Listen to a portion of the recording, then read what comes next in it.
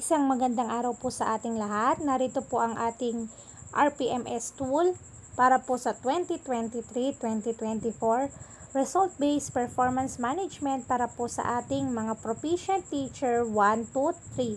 Para po ito sa mga Teacher 1 to 3. So, simulan po natin sa ating pong Table of Contents.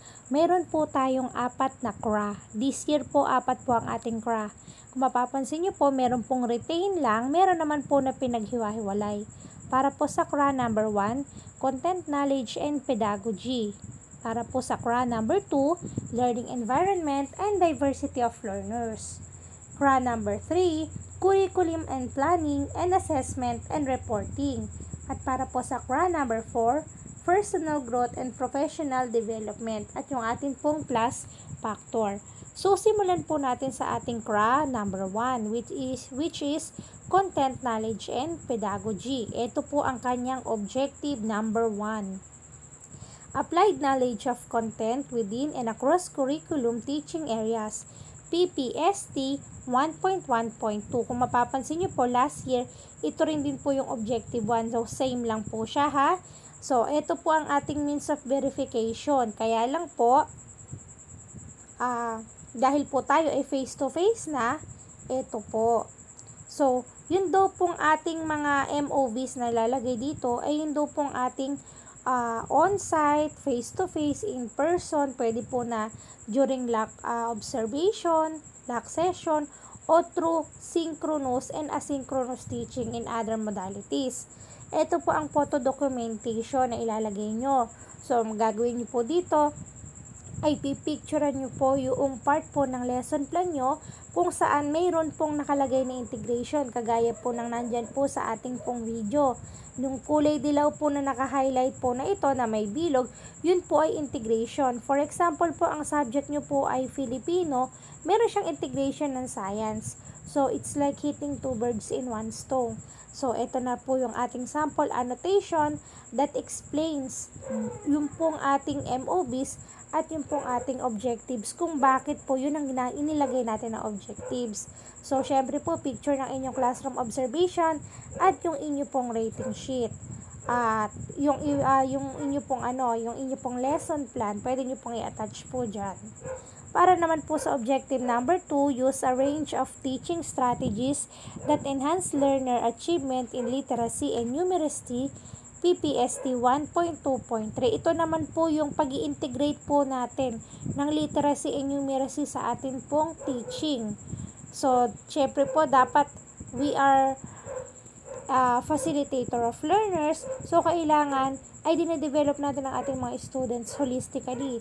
Kung kaya po, kailangan in our lessons, there's always a literacy and numeracy skills development.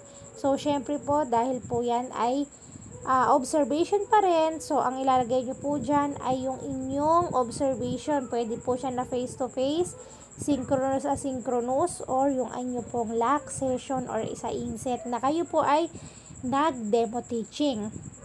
So, ito po yung akin pong inilagay na photo documentation. Siyempre po, yung akin pong lesson plan, yung pong picture na ako'y nagtuturo, yung mga bata po na gumagawa. Kung mapapansin nyo po dyan sa lesson plan ko, my topic is about mathematics.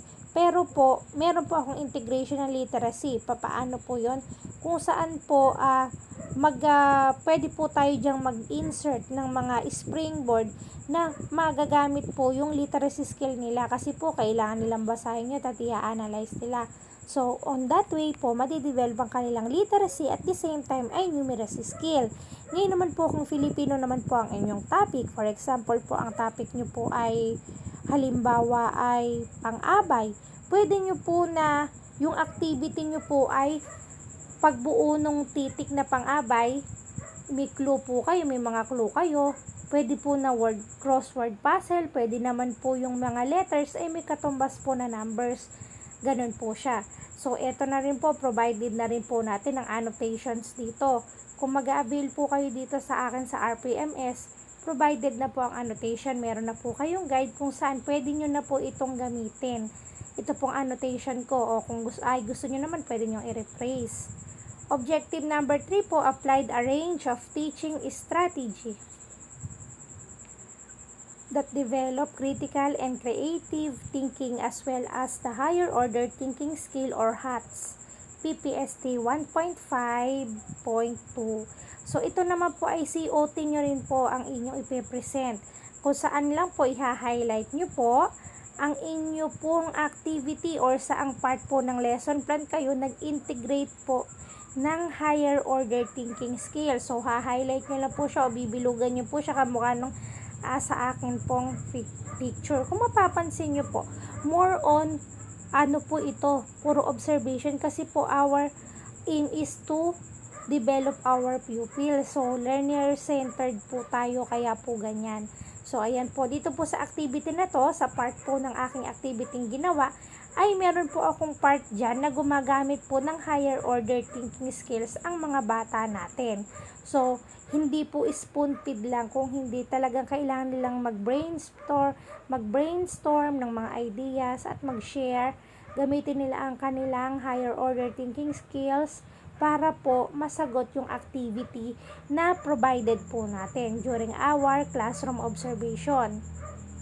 Para naman po sa objective number 4, displayed proficient use of mother tongue, Filipino, and English to facilitate teaching and learning.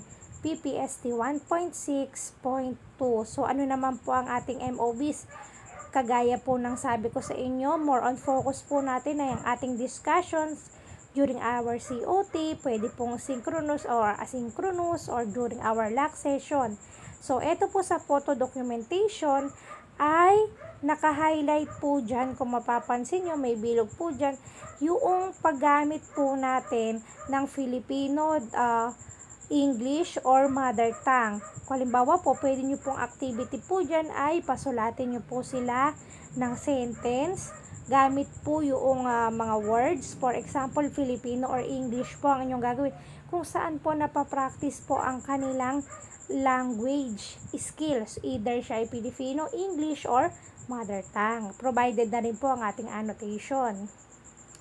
Para po naman sa CRA, number 2, or Learning Environment and Diversity of Learners, meron po tayong objective number 5 dito. 4 po doon sa CRA 1 at kung di po 3, 4 din po dito sa CRA number 2. Number 5 objective, establish safe and secure learning environment to enhance learning through the consistent implementation of policies, guidelines, and procedure. PPST 2.1.2.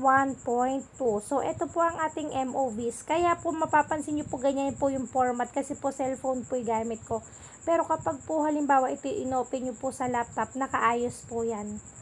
Okay, so ito po yung photo documentation. Syempre po, during our discussion, we need to establish rules, guidelines, and policies to our pupils so that meron po silang magiging guide na sa kanilang pong pag-aaral ay hindi po pwede na basta-basta lang sila. Meron po tayong mga procedures kailangan po para maging maayos ang ating learning environment during our discussion. Kailangan po ang mga bata ay binibigyan po natin ng instruction ng mga policies at guidelines. Ayan po, kailangan po nagpa-follow po tayo sa mga ganyan. Bigyan po natin sila ng proper direction so that they can do po properly yung mga activities at mag-behave po sila accordingly kapag po meron tayong binibigay sa kanila. Now, we are setting guidelines and rules.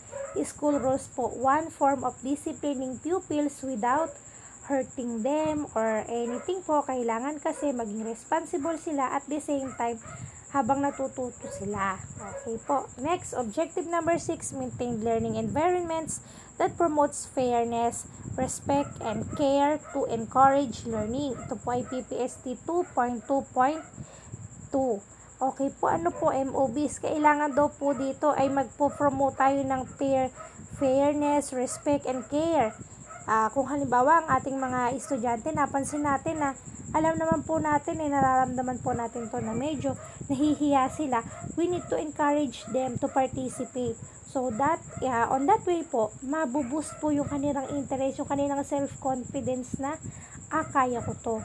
So, ayan po, So, kagaya po niyan, during the COT observation po yan. So, hahanapin po yan ng ating pong rater, yung ating pong master teacher or school head na mag-observe po sa atin, o kung sino man po mag-observe sa atin. Titingnan po nila kung ini-encourage po ba natin ang mga pupils natin. Ano po yung one form of encouragement? Kung halimbawa po tayo po nagbibigay po tayo ng mga clap. Ayan, isa pong form of encouragement yan. Ano ang clap na mga ginamit mo?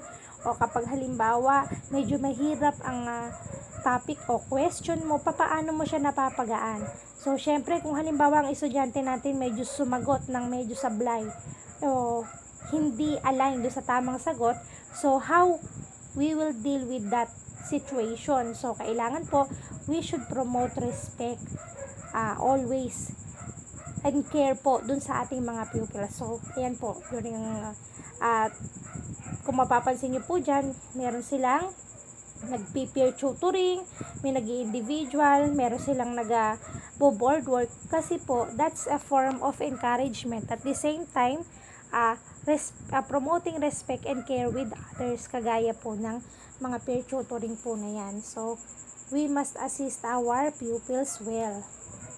Objective number 6 po, establish a learner-centered culture by teaching strategies that respond to their linguistic, cultural, socio-economic, religious background. So, ito po, napaka-importante po nito na magkaroon po tayo ng sensitivity sa ating pagtuturo. So, kailangan daw po, ipopromote daw po natin yung social, cultural na pinagmulan ng ating mga estudyante. Dapat po sensitive tayo. So, sa ating pagbibigay ng mga assignments, sa pagbibigay natin ng mga activities, how do we deal with the pupils? Kailangan po, we need to consider the religious and cultural background of our pupils, so that po yung flow po ng ating lesson ay mas magiging effective, as mas magiging magaling. Ayan po, dito po sa mga activities po na pinapresent natin, pwede po yan yung mga group activities kung saan po yung mga bata ma-i-express nila ng mabuti yung kanilang mga ideas, na halimbawa po sila po kasama sa mga meron po silang ibang religious background or cultural background na iba sa iba. Kailangan po, as teacher, we need to provide activities that is for all. Ibig sabihin po, para po sa lahat na wala po tayong nasasaling ng mga cultural beliefs and religious beliefs. Provided na rin po ang annotation. Objective number 8, last po sa ating CRA. Number 2, adapted and use cultural appropriate teaching strategies to address the needs of learners from indigenous group. Ayan, kagaya po ng sinabi ko sa inyo kanina, ay magkarugtong po ito sa Objective 7. Kailangan daw po we need to consider the cultural beliefs and of our indigenous groups. So, ano po yan? Ayan po ang ating MOBs. Ang photo documentation po dito. So, kailangan daw po ay we need to consider the cultural background of our learners must be given consideration during the discussion and provision of assessment. Kailangan daw po binibigyan natin ng, kung maaari, bigyan natin ng emphasis yung kanilang pinagmulang kultura.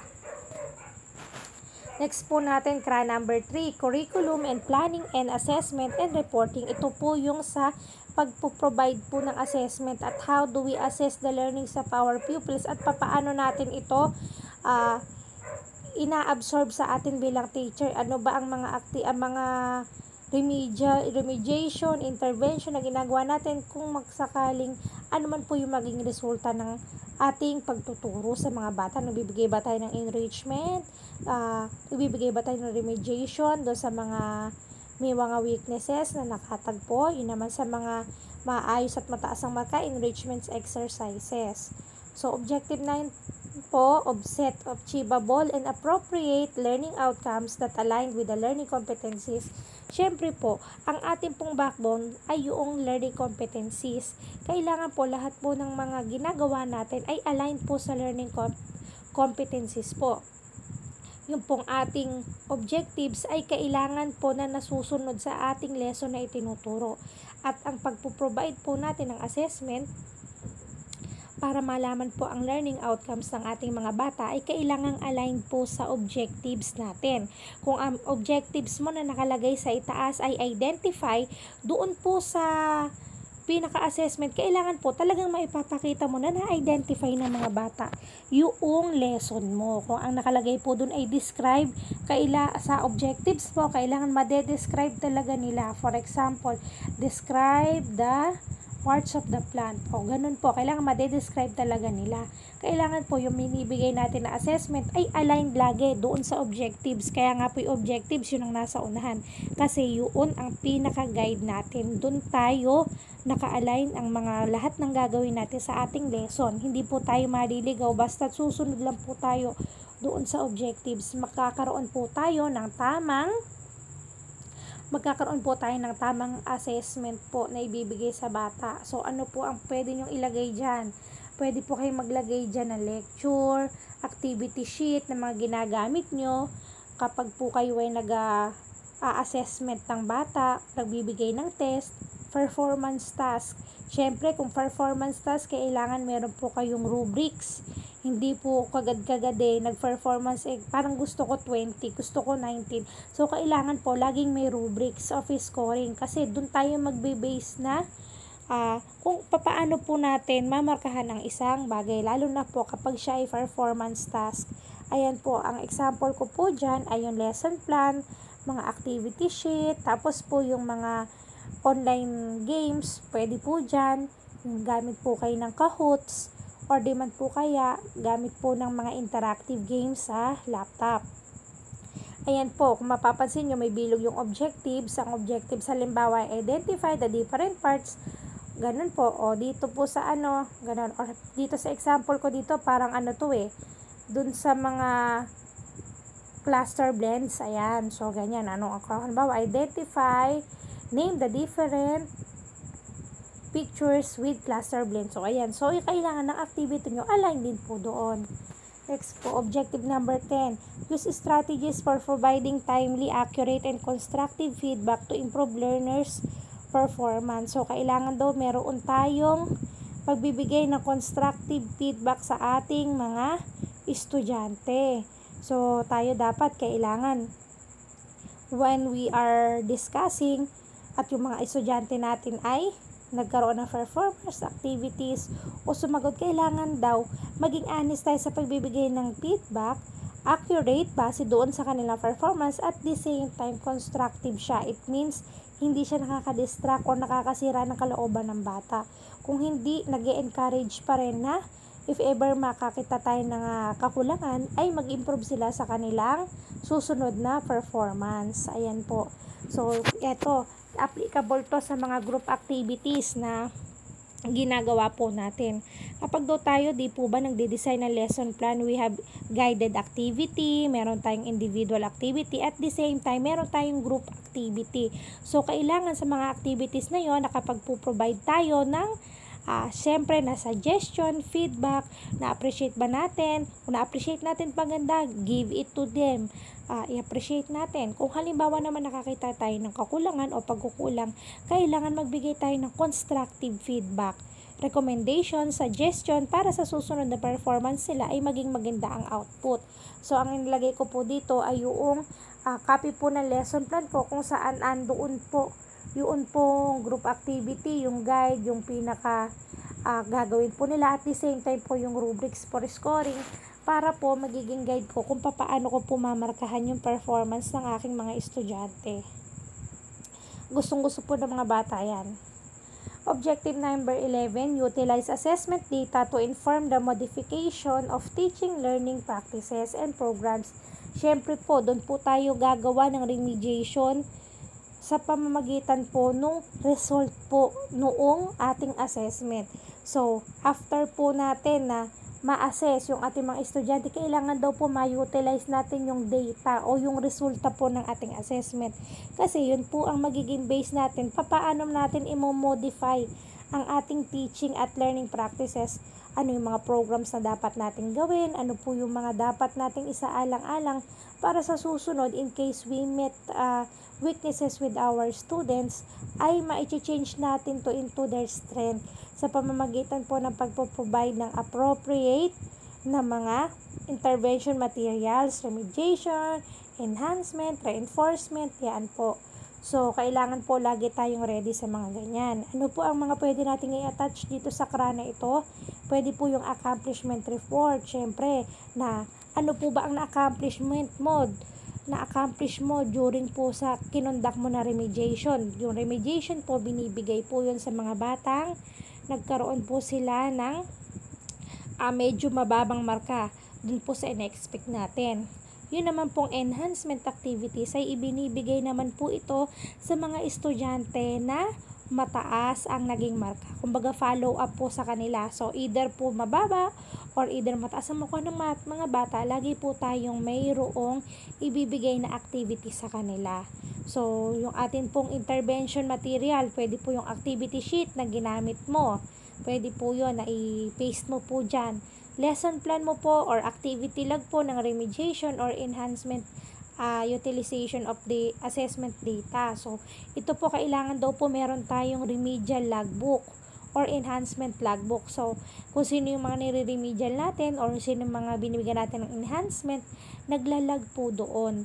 So, yun. So, pamamagitan po ng mga scores na yan, hindi po check lang tayo ng check. Kailangan po yung mga scores na yan, ina-analyze po natin at magiging guide po natin yan sa pagbibigay po ng assessment at mga programs and practices po sa ating mga estudyante. Ito po yung mga photo documentation. Ayan. Pwede rin po yung mapapansin nyo po dito, ito po yung may class record dyan. Meron dyang least learn, most learn, no, activity sheet po. Ayan, lesson plan po no sa remedial. Yan po yung mga ginagamit po natin na mga source ng data. Ito pong sa least learn, most learn, yan po nakikita ano po ba yung after ng exam, ano ba yung mga nahirapan ng bata at ano po yung mga mas naigihan nilang matutunan. So sa pamamagitan po niyan, pwede po tayong mag-come up sa pagpo-provide po ng activity sheet dun sa mga least learn nila para po mahabol po natin kung sila po ay mahabol po nilang malaman. Kung halimbawa hindi nila ganong naintindihan lesson na yan, makapag-provide po tayo ng mga assessment or activity sheet po, remedial materials para po ma-enhance po ang kanilang understanding. Yun naman pong yun naman pong class record natin, yan po. Siyempre, kung saan dyan sa class record natin, naka-score dyan kung ano yung mga nakuha nila. So, magiging guide natin, si ganito pala, mababa sa ganito, i-remedial ko siya. O si Juan pala ay mataas ang marka niya, i-enhance, bigyan ko siya ng enhancement activities. Yan po yun, may annotations na rin po yan.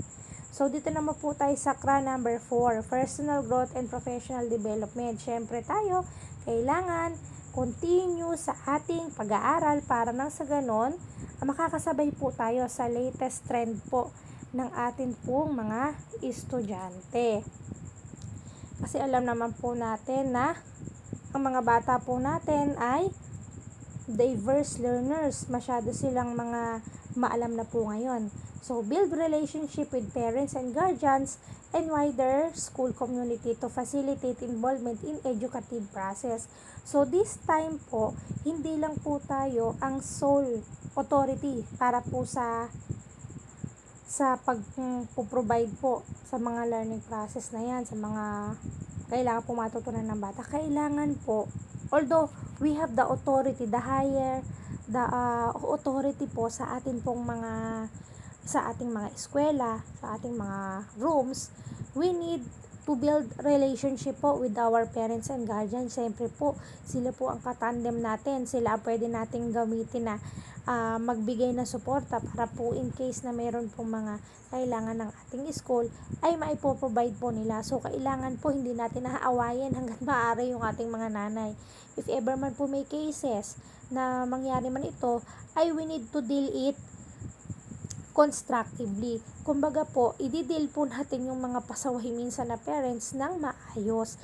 Nang sa ganun po, yun pong relationship na mabibuild, na mabubuo mula po sa guardian, parents, and teachers ay makatulong po para po makadagdag po sa pagsuporta sa ating pong mga educative process po sa mga pag-sponsor po, halimbawa yung meron po yung sa mga books, ganyan po, kasi di po ba hindi naman po lahat provided sa atin.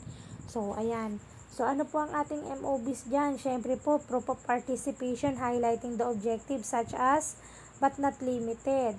So, halimbawa po, ayan, receive form, monitoring form during distribution of learning materials. Kung halimbawa po modular po ang inyong process, di ba po ngayon mainit, ayan, may exam po tayo nagmo-modular po tayo, nagbe-blended learning po.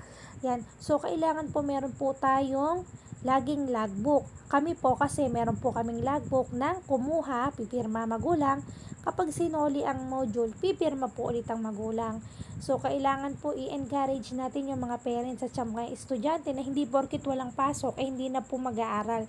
Lalo na po't meron tayong modular, it is necessary to get their modules in the school so that they will not miss their lesson. Okay, kailangan po i-inculcate po natin yan sa ating parents at sa ating po mga students.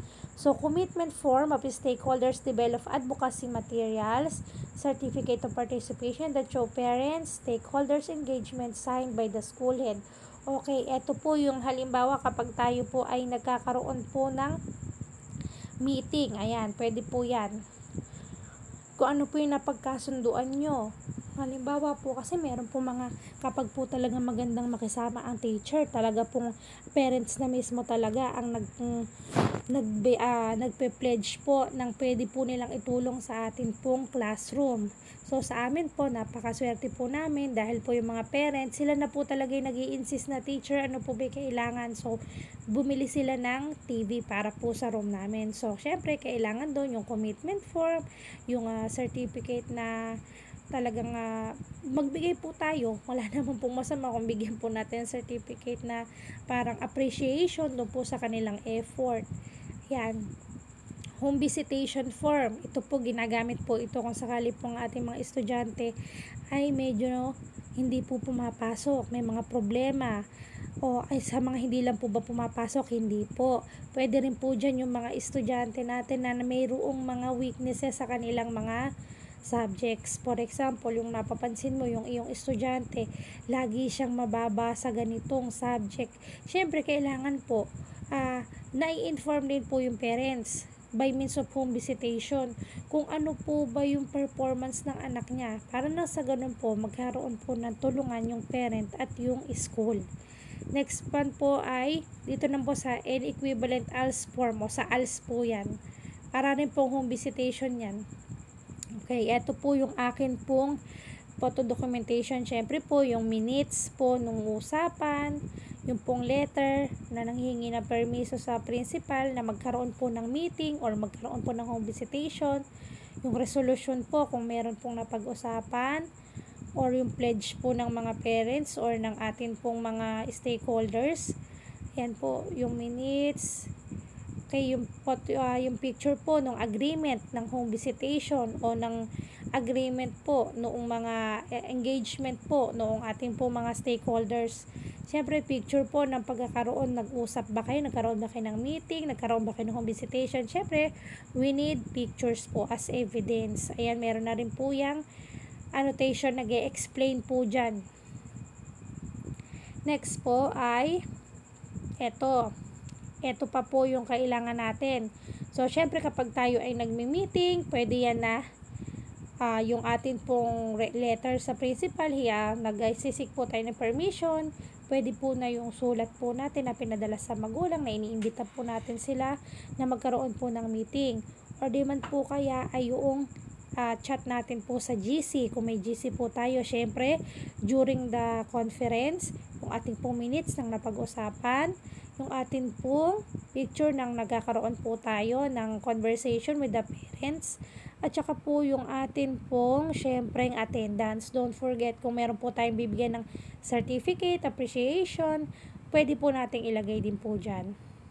Objective number 13 po, participated in professional networks to share knowledge and to enhance practices. Ito naman po ay yung pagpaparticipate po natin para po magkaroon po tayo ng additional knowledge. Ano po yan? Yung mga certificate po natin sa mga training course na atin pong ina-attenan. Kung kayo po ba nag-NC, o di ba kayo, meron ba kayong training na inatinan? Yan po, mga certificate of participation during our webinar, inset, LAC, retooling, upskilling, seminars, training, workshop. mga certificates po yan, kasi mahalaga po yung mga certificates na yan, at saka yung mga seminars na yan, kasi dyan po tayo nakakakuha ng new ideas. Kaya po, kung halimbawa sa bagong curriculum, bago na may approach, ganito po yung gagawin ng teacher, yan, parang nare-refresh po every time ang ating mga teaching strategies. Certificate of Recognition and Speakership in webinar, kung tayo po ba ay naging speaker, facilitator, or trainer, kaya i-attach nyo din po yan. Any proof of participation to benchmarking activity, syempre photo documentation po yan na nag-participate kayo. Attendance nyo po. Okay, lahat po yan ay pwede nyo pong ilagay. Ayan, kung mapapansin nyo po yan, meron kami face-to-face na may training, meron naman kami na webinar. Ayan yung aking attendance, yung lecture ko. Syempre, habang tayo ay nagsiseminar, hindi po yung namampapak lang po tayo. Kailangan po ay nag-take down notes din po tayo, at yung mga certificates po nung mga in-attenda natin. Objective number 14 po, develop personal improvement plan based on reflection of one's practice of ongoing professional learning. Ano po yan? Ito po yung certification from the ICT na talaga pong na-accomplish mo yung ISAT. After po na ma-accomplish mo yung ISAT, bibigyan ka po ng certification ni ICT po dyan. Okay, yung po ating IPCRF DP, yung developmental plan po natin. Yung ating MRF po, yung media review form. Yung updated po na IPCRF development plan phase 2. Ayan po, i-attach po natin yan. Ayan po yung mga example. Meron na rin pong annotation. Para po sa ating plus factor, ito po, perform various related works, activities, contribute to the teaching and learning process. Ito po yung iba pa pong involvement na ginagawa natin. For example, tayo po ay naging committee sa paggawa po ng module, learning materials, writer ba tayo, evaluator, illustrator, validator. Yan po. I-attach po natin yung ating syempreng certificate dyan. Involvement as resource person. Tayo ba ay naging resource person? Naimbitahan ba tayo? Naging speaker, learning facilitator, either sa school man siya, sa division nyo, o sa region, sa TV, sa radio, or sa national. Book, journal, authorship, co-authorship, contributor, kung tayo po ba ay nakisulat ng libro, or naging contributor ba tayo sa isang magazine, or sa isang reading platform po. Pwede po yung via internet or via mga magazine na hard copy. Next po, advisorship, coordinatorship, chairpersonship. Yan po, di po ba tayo, meron po tayo na MAPI chairman, school testing coordinator, school DRRM coordinator. Yan, dapat po yan may certificate, hindi po kabud-kabud ay ibinibigay, ikaw si ganyan ka, si ganon ka, si ganon. Dapat po magsisik po tayo ng certificate po, nakatunayan na tayo po ay coordinator, chairperson, advisor po nung halimbawa ng school paper mo, o kung saan sa SLG po, advisor kayo, kailangan po, meron po yung designation na yun, meron pong kaakibat na certificate po yun. Bakit po? Bukod sa magagamit mo siya sa RPMS, magagamit mo siya kapag po ikaw ay nagpaparang. Kasi ibig sabihin ay mayroon kang chairmanship na hindi ka basta-basta na nandun lang sa school. Kung hindi, meron kang responsibility na hinahawakan. So, sa amin po, ginagawan po kami niya ng aming principal, pinapapirmahan po sa division office, tas babalik po, copy po namin at copy ng principal. Next po ay participation in demonstration teaching. Halimbawa, nagkaroon kayo ng seminar, magkakaroon tayo dito ng demonstration teaching. Ikaw ba ay naging demo teacher? Yan po, 1 point po yan. Advantage mo po yan, although nakakakaba. Hindi lang sa RPMS mo, kung hindi on your promotion. Participation as research presenter. Ayan, ikaw ba ay naging research presenter? Ayan, pwede yung picture mo, yung certificate, at saka yung attendance. Mentoring of pre-service or on-service teachers. Ito po yun, ikaw ba ay naging yung mentor teacher. For example, merong mga college na ikaw ay nag-mentor. Ayan, pwede po yan. or di makaya sa iyong kasamahan. Conducted research within the rating period. Naggawa ka ba ng action research, innovation, during po this year, o pwede pong i-attach yan, and others. Ito po yung mga example po ng mga pinagsasabi ko po. At ito lang po yung atin pong mga requirements para po sa RPMS 2023-2024 para po sa teacher. Kung mapapansin nyo po, mas pinadali po siya. Mas naging concrete po at naging mas madali pong unawain yun pong ating mga evidences na i-attach sa RPMS. Kung mapapansin nyo po, umiikot lang siya puro sa classroom observation at saka po sa development po natin. Kasi nga po, we are learner-centered po ngayon. Yun po ang focus. So, thank you po sa mga nanood. At ito po ngayon, meron po akong soft copy niyan. I-message nyo lang po ako, Rose Ann Rivera Alfaro, sa aking Facebook, sa aking Messenger. At pwede po ko po kayong mabigyan ng copy po nito. Maraming salamat po at subscribe at share nyo na rin po ang aking video. Hanggang sa susunod po, Master Teacher naman po ang i-discuss ko sa susunod. Thank you po.